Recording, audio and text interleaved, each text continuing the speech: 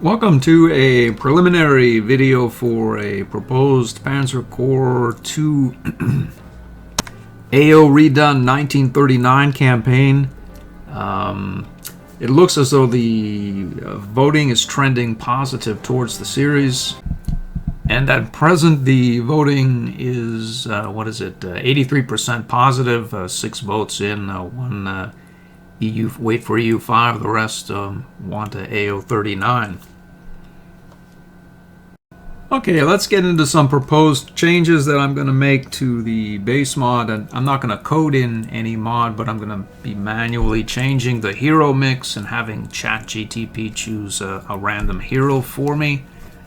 I find that I was able to take, in a recent playthrough, I got up to backhand blow in 43 and was able to acquire, I think, a tier 3 hero in each and every scenario.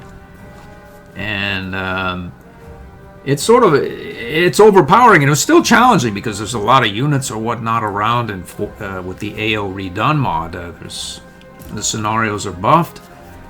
But there's a mix that's not available if you always go for tier 3, and I kept going back to the dish for tier 3 because I wasn't getting any rapid fire heroes and I wasn't getting any camouflage heroes. I think there were 1 or 2 others that I wasn't getting, and then there was, I think I had 8 shock tactics heroes that just kept popping up over and over and over, and Provocator heroes as well.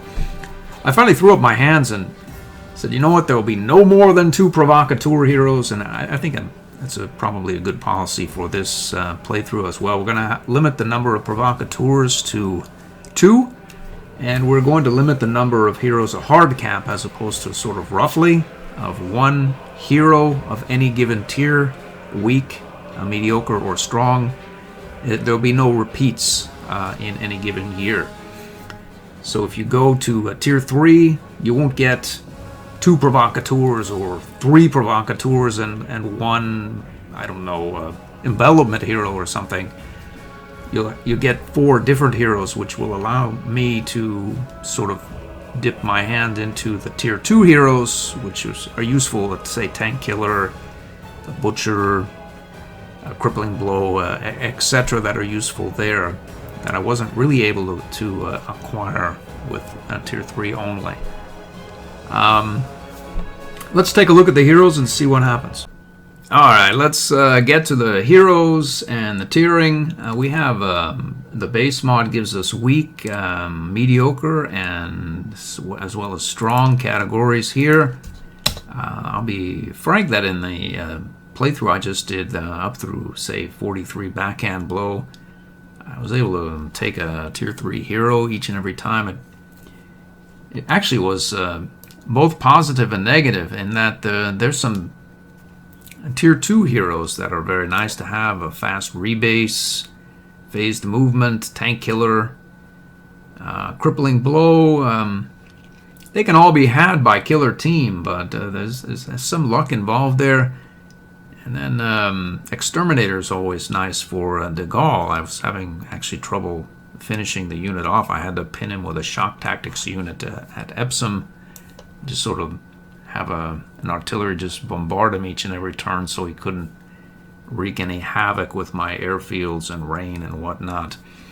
So to that end, I'm going to tweak these a little bit more, and at least I plan to, and have ChatGPT choose from the list and essentially ignore the base code of the mod. I'm going to eliminate this, eliminate that.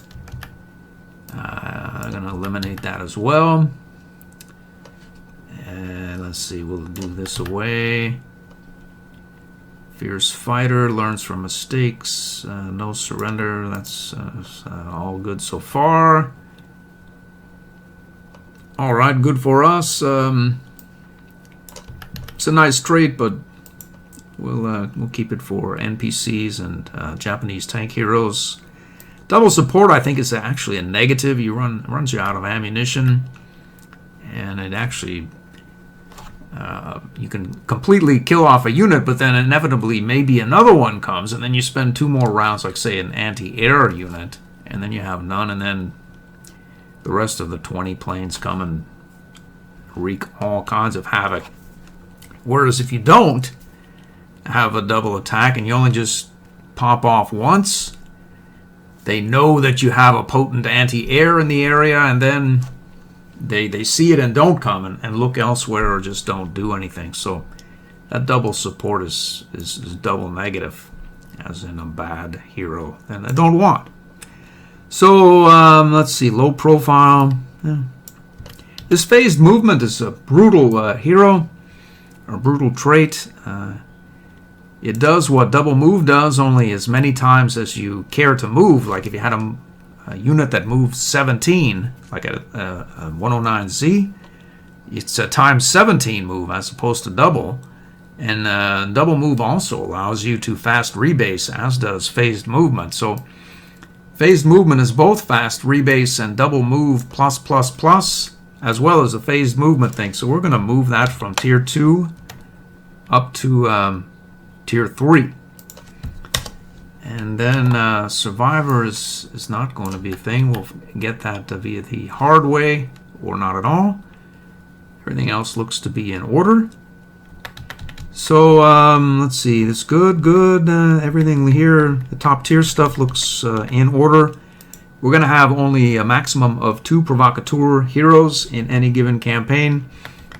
And we're going to limit the number of these heroes in any given tier grouping, weak, mediocre, or strong, to 1 per. Again, I was able to have a lot of shock tactics heroes, and somehow I was able to get over the 1 per. The verbiage from the description from the mods and such says about or roughly 1 per. We're going to have a hard-coded 1 per and no more in any given campaign year. And these are, as stated in the mod descriptions, are only available once every 2 years. Everything else is going to be about the same, and let's get on with explaining further.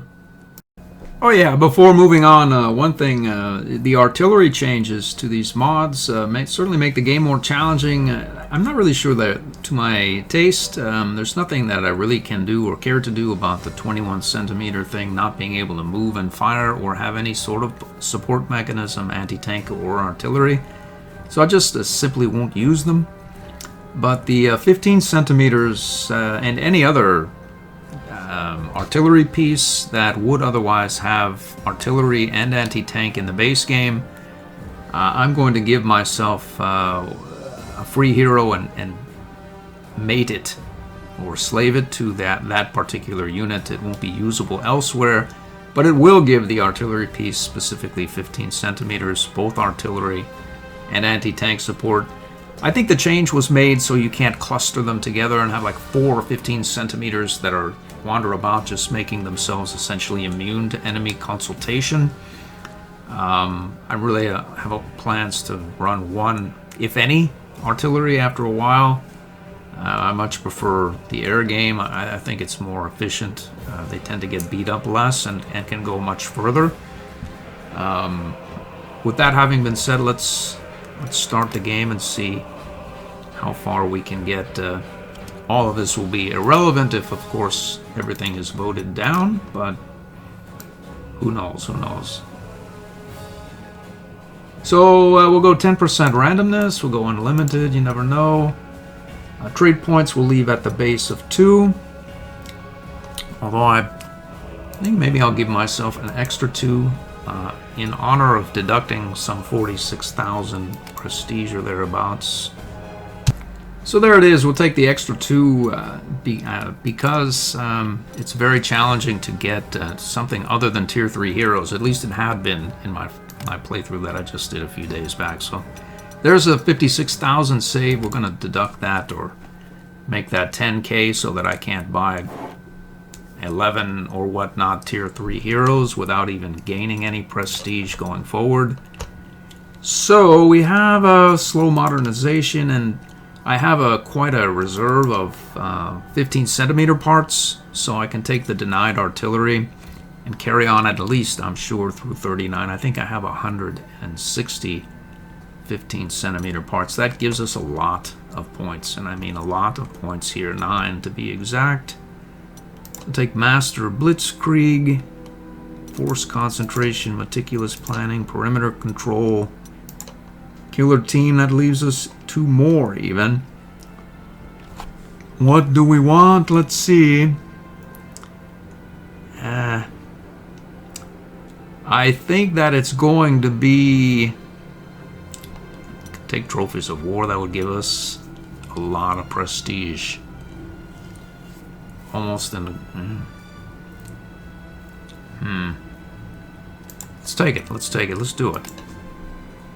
So we'll go over this briefing if the series is voted up. We have the killer team, of course, of Tier 1. I think that's Tier 1 again as well. And a rapid fire, which is Tier 3, which is good. So I'll take it. No complaints here. We'll deduct our prestige or adjust it down to the 10K I mentioned. And there it is. We are ready to go if the voting is positive. I hope to see you in 39.